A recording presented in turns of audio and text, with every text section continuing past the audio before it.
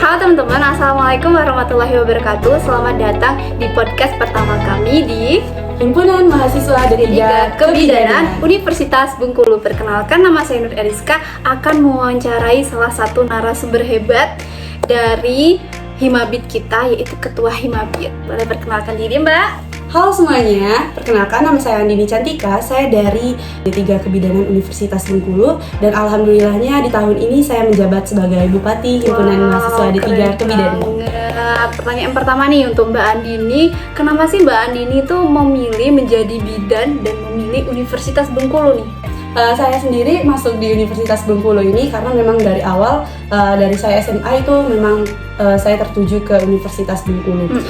Nah, untuk D3 Kebidanan sendiri, saya itu kan suka banget sama anak kecil nih, suka sama anak kecil, terus juga saya suka bersosialisasi dengan masyarakat. Jadi saya rasa di D3 Kebidanan saya bisa melanjutkan apa yang saya suka gitu. Kalau boleh tahu nih Mbak, itu kan cita-cita dari kecil itu didukung nggak sama orang tua atau dulunya pacuan dari orang tua untuk ngarah, kok kamu kesini aja gitu? Oke, kalau untuk dukungan dari orang tua sendiri, orang tua saya selalu mendukung apapun yang anaknya mau lakukan. Dan selagi orang tua saya mampu, orang tua saya akan memberikan yang terbaik untuk anaknya. Oh iya. Kalau memilih Universitas Bengkulu tuh? Kalau memilih Universitas Bengkulu, sebenarnya gini ya, karena Universitas Bengkulu tuh universitas yang salah satu universitas yang bagus ya di Bengkulu ya. Jadi saya rasa Universitas Bengkulu tuh bagus untuk saya lanjuti diri saya di sana gitu kan. Karena juga di SMA saya pernah mengikuti lomba di Universitas Bengkulu. Jadi saya sudah sedikit banyaknya tahu lah tentang Universitas Bengkulu gitu. Kalau boleh tahu Mbak itu lulus SNBP atau SNBT atau mandiri ya? Oke, untuk lulus sendiri saya kemarin lulus di SNBT sih Mbak. SNBT sama. Itu pas dapet warna merah tuh gimana tuh perasaannya tuh? Pas dapet SNBP warna merah itu rasanya jujur agak sedih lah ya, pasti kalau sedih kan. Apalagi kan waktu itu kan kita pengumumannya itu kan di bulan puasa ya, sama seperti tahun ini kan ya. Sambil buka nggak sih? Jadi kayak deg-degan banget kan, kayak aduh bentar lagi nih pengumuman nih gitu warna kan. Cinta. Ternyata pas pengumuman dapat warna cinta gitu kan. Kayak wah, jujur ya kayak sedih banget sih. Tapi apa sih yang membuat Mbak tuh berjuang kejar SNBT? Bimbel ya? Bimbel sih. Sama sih.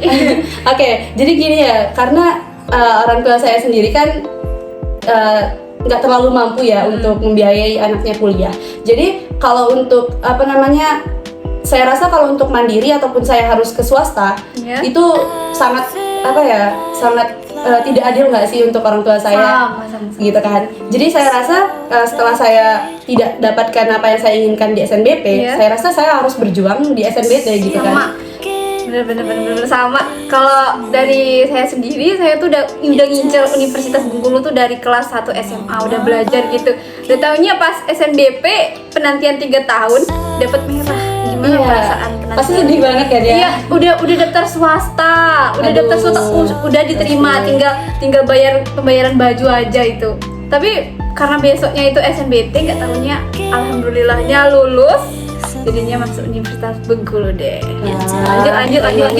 Terus apa sih pengalaman pas PKKMB Univ 2023 yang ada Salvadorinya nggak sih kemarin? Iya kan? Jadi untuk pengalaman PKKMB itu menurut saya sih paling seru sih Mbak. Karena kan di PKKMB itu kita bisa bertemu dengan semua jurusan Terutama kan kita kan di kebidanan itu jauh ya di kampus 4. Jadi kalau PKKMB itu kayak ajang pemersatu gitu ya. Iya. Kan kayak banyak TM-TM-nya gitu kan, pertemuan. Berapa itu nggak sih? Prodi? Ya, di prodi, di fakultas dan universitas. 3 ya? 3. Itu perubahannya ada nggak sih Mbak? Karena kan pertamanya kan kita anak SMA nih menuju ke kuliahan pas PKKMB, gimana perasaan Mbak? Oke, kalau untuk kita sendiri sih Mbak, jadi kan kita kan di SMA dulu kan kayak ya biasa aja kan sekolah gitu kan. Nah ternyata pas di kuliah PKKMB, PKKMB ini kayak banyak banget perubahannya, kayak kita tuh harus bisa lagi manage waktu gitu. Iya, kayak menguras energi kita kan? Iya, bener banget, kayak kita harus beradaptasi lebih di sini kan, karena kan di sini kita ada TM. Nah TM itu kan nggak sepenuhnya TM di universitas tuh. Iya, nggak satu kali nggak. Iya, ada juga di TM Prodi kan. Kadang waktunya juga mepet kan, serempak gitu. Jadi kita harus lebih pintar manajemen waktunya lagi sih Mbak. Gitu. kalau misalnya pas PKKMB tuh kita kan baru nih ngekos, ngerantau gak Mbak? Iya, ngerantau. Kalau boleh tahu Mbaknya asal dari mana? Oke, asal saya sendiri sih di Muka-Muka ya Mbak. Gimana tuh rasanya ngekos sendiri, PKMB, waktunya kayak diterabas gitu, gimana tuh? Jadi kalau misalnya ngekos ini kan kita tuh harus lebih beradaptasi lagi kan Mbak. Kita dulu kan kalau mau ke sekolah ya langsung aja ke sekolah, nyiapin masakan untuk sarapan tuh kan ada kan Ya, di rumah. ibu kan ya. Ibu, jadi kalau untuk ngekos sendiri ya Mbak, kita tuh kan perlu adaptasi lebih ya, karena kalau di rumah kita itu kan tinggal kalau mau berangkat sekolah tinggal berangkat aja gitu kan. Iya, kayak kalau sarapan disiapin. Iya, bener banget. Nah, kalau di rantau kita harus lebih adaptasi lagi karena kita harus masak dulu, apalagi kan di PKKMB itu kita mulainya dari subuh ya. Dari subuh tuh udah harus ada di kampus.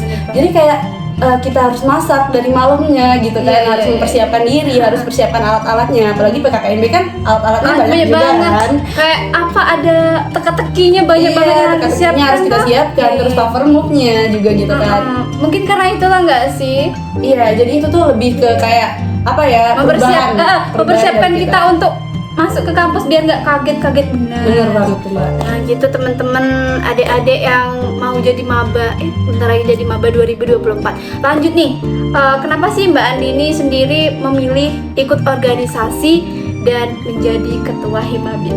Oke, kalau untuk organisasi sendiri, saya itu Mbak udah dari SMP udah ikut organisasi. Anaknya aktif gitu. Iya, bener banget nih. Aktif. Untuk dari SMP itu kan saya udah nyoba. Sebenarnya di SMP saya nggak tertarik banget tuh sama organisasi. Tapi ada cerita lucu nih Mbak. Boleh ceritain? Iya, boleh banget. Jadi di SMP itu saya cuma nemenin teman saya nih. Nemenin teman saya bilangnya gini, "Din, tolong temenin saya dong mau daftar organisasi gitu kan." Jadi saya temenin nih Mbak. Pas saya temenin dia daftar, nggak tahu kenapa nih pembimbing organisasinya tuh bilang, "Ya udah, kamu juga ikut ya." Gitu. Jadi ikut gitu? Iya, jadi tiba-tiba ditarik ikut jadi ikut organisasi gitu. Padahal saya sendiri belum pernah gitu kan. Jadi di awal itu akhirnya saya ikutin organisasi itu. Seiring berjalannya waktu, saya tuh kayak suka gitu organisasi karena kayak dapat keluarga baru, terus juga kayak pengalaman baru. Iya, pengalaman baru. Di situ juga kita kan ada prestasinya juga kan. Selain prestasi akademik kan kita juga harus ada prestasi non akademik kan. Jadi di situ sih. Sudah itu di SMA saya juga ikut organisasi. Pas mau jadi ketua nih, Mbaknya tuh gimana perasaannya? Adakah perubahan-perubahan yang sangat signifikan? Untuk jadi ketua sendiri itu perubahannya sangat luar biasa ya Mbak. Mulai darinya nanti saya ceritain. Oke. Jadi karena di ketua ini kan di awal saya ikut organisasi saya cuma jadi anggota gitu kan. Anggota terus gitu. Nah, di kuliah kayak baru semester 1 naik semester 2 gitu kan, saya juga baru di kuliah, kayak saya nggak tahu organisasi perkuliahan itu seperti apa. Tiba-tiba kayak ada pemilihan ketua Hima gitu kan, kayak waduh ini gimana, saya mempersiapkannya gimana gitu kan. Tapi saya bertekad lebih bahwasanya saya tuh meskipun saya baru, saya bisa gitu. Jadi saya rasa saya harus lebih mencoba gitu kan. Nah, apalagi kan di kebidanan ini untuk ketua Hima itu ditunjuk dari yang baru ya, dari 2023. Kayaknya langsung aja. Iya, kayak langsung aja satset gitu kan. Orang-orang aja pada kaget gitu. Lah, kok angkatan 2023? Kok masih kecil gitu kan. Sedangkan kan ketua Hima lain kan itu angkatan 22 gitu kan, Mbak. Nah, sedangkan di tempat kita kan itu angkatan 23. Jadi udah kita harus lebih berusaha gitu. Iya. Tapi ini sebuah pengalaman sih luar biasa karena kayak di organisasi perkuliahan tuh ternyata saling merangkul. Iya. Jadi kita nggak kerja sendiri.